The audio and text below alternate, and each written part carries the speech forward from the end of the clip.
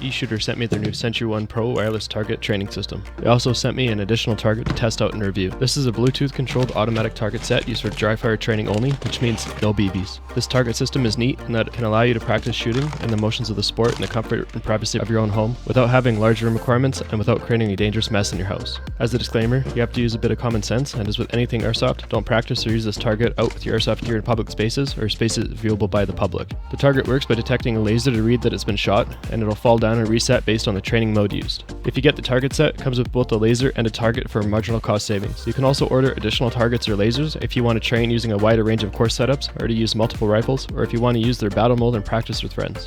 You can connect your phone to the targets using the eShooter app, which is available on Android and iOS. The app will record your score, time to shoot targets, and number of targets hit. The score is based on the IPSC system, and it'll record in real time, and you can see live timing and a shot count. When you open the box, you get a very nice user manual for the target with lots of good graphics and good explanations on how the system operates. Just like the Kestrel V2 MOSFET, eShooter manuals have been really well thought and presented. You also get a USB-A to USB-C charging cable, and of course you get the Sentry 1 Pro target. You may or may not have batteries included depending on your order choices. You can do an OTA update for firmware on the target, and the application itself can be simply updated in the App Store.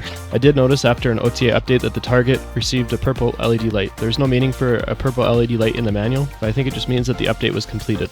So once the update's complete, if you just turn off the targets, disconnect it from the app, and then reconnect and turn everything back on, the light will go away. If you picked up the whole system or the kit, you get a manual for the laser, and of course the laser itself. The laser can be attached to any standard Picatinny rail, and the laser is sound activated based on firing your rifle, whether it's HPA, gas blowback, or AEG. Firing the system does work off dry fire only, so you really need to be careful and make sure that mags and barrel are empty. Well, it's pretty easy to make sure your mags are empty, just don't be the guy looking down the end of the barrel to check the gun status. I'd recommend just popping up the upper receiver to confirm that your barrel's empty. Possible uses for this target system are for dry fire training only, mag changes, practice after changes in kit to test things out, secondary weapon swaps, positions like prone, kneel, and leaning, left and right hand shooting, which for me, I'm always a terrible left hand shooter, and just for fun. You can combine all of this into one exercise to practice everything that you want and simulate a full motion of activities. Based on the current prices on eShooter's website, one target and laser transmitter will set you back $99 including a battery, or $89 without a battery. An extra laser transmitter or an extra target will be $57 with a battery or $54 without a battery. If you don't already have your own batteries, I'd highly recommend just getting them with the batteries. Price to include batteries is quite a bit cheaper than buying them on their own, especially when you factor in not having to ship two different packages.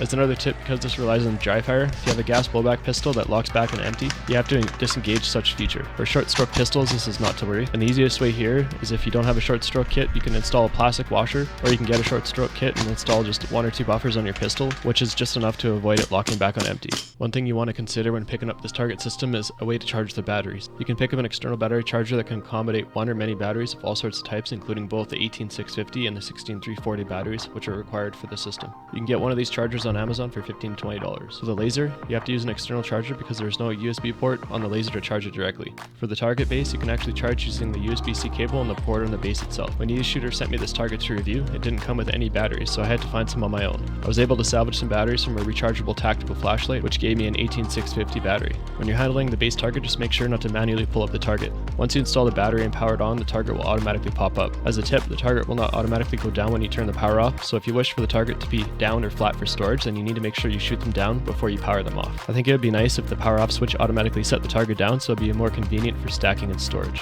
To install the batteries in the target base, just unscrew and pop off the battery cover. The battery required for the base is an 18650 3.7 volt button top style rechargeable battery. You can find these types of rechargeable button top batteries in outdoor stores, adventure stores, or places that sell camping or tactical flashlights. You can also order them online through Amazon or AliExpress. However, the source is typically from China, and for North America, the timeline for shipping can be quite long.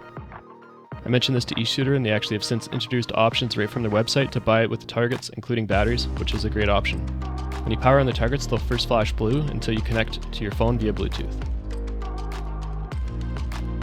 To To install the batteries in the laser, you want to make sure it's a 16340 button top, 3.7 volt rechargeable battery. Positive end goes in the cap side. In the short term, I did use a CR123 battery for the laser, although the voltage is only 3 volts and it's not rechargeable. This is instead of the 3.7 volt required. While the laser did function, I wouldn't recommend using this since eShooter's manual specifically mentions only to use the specified batteries. Just note that the CR123 or CR123A are 3.0 volt disposable batteries, and otherwise geometrically they're nearly identical. To turn the laser on, just hold the center button with a long press until the laser appears constant.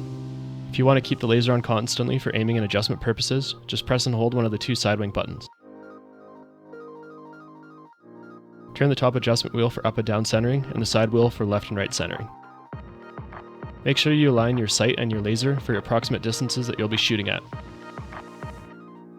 While the laser does mount on Picatinny platforms, this is probably not an issue for rifles, but if you have something like a pistol with no rail, you might need to get a rail attachment. If you regularly run a light or laser on your pistol, it should be no problem to swap it out. For me, I actually had to add the tack rail on my high kappa to test this out with a gas blowback pistol. The first time you use the laser, you should calibrate the sound detection so that it activates the laser when it hears your AEG, HPA, or gas blowback fire. Long press the top button to turn the laser on. When the laser's on, press the top button 3 times to activate this calibration mode. Get your rifle and power source, whether it's battery or gas, and just make sure that the mag and barrel are empty. Fire when the laser is flashing repeatedly. The laser will slow down flashing as it's recording and learning the sound, so you don't need to fire during this stage. The laser will repeatedly flash faster and then slow, and each time you should fire only when it's flashing fast until it's done and it'll stop flashing. Then you can test it out. Also for pistols, if you're planning to holster the pistol, it actually probably won't work with this unless you have a holster that can already suit a similar laser to be able to fully practice the holster sequence, drawing, firing, and reloading, and reholstering with the pistol. I found that once I calibrated the laser to my AEG, it actually picked up the sound for my HPA and gas blowback pistol as well, without having to recalibrate it. Within the eShooter app, there are 2 primary game modes called Training Mode and Battle Mode. Training Mode is for individual practice, and Battle Mode is if you want to play with friends on one app. Within Training Mode, you can either choose Standard or Random. Standard means you can only shoot the targets once before the game ends, and if you choose Random, you can set a time limit for gameplay and shoot the target as many times as you want to within that time limit. Just a note, in Standard Mode, one target's always designated as red. This red target doesn't score, but it does still record a shot time and shot count. For me, this mode's not very useful if you only have a few targets, since it takes one of your targets out of the system to use it as an endgame function. Also for Standard Mode, you have to set all your targets to one type at one time. You can choose either between a steel plate or humanoid. If you want to change from a steel to a human, you have to restart the game to swap the target type. During my review of the target system, I did uncover a few issues with the app and scoring system, but I was actually amazed that eShooter responded so quickly. They corrected the issues within 24 hours and pushed out a new application update. A steel plate takes 1 hit to knock down, and a humanoid takes 2 hits.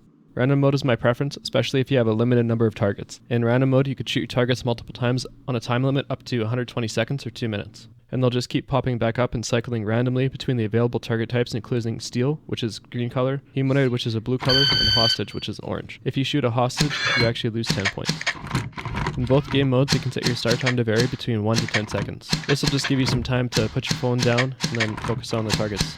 The eShooter manual references that the scoring is similar to the IPSC system. The app score results give you a shot count, points, and time caused. Thus, it's really just the timing and hit factor that's based on IPSC. The zones being hit on the target don't actually matter, as it only picks up a hit or not hit. Just upon starting, you'll see the training mode picture. It might be a bit misleading, since there doesn't seem to be a target accuracy figure for your shots.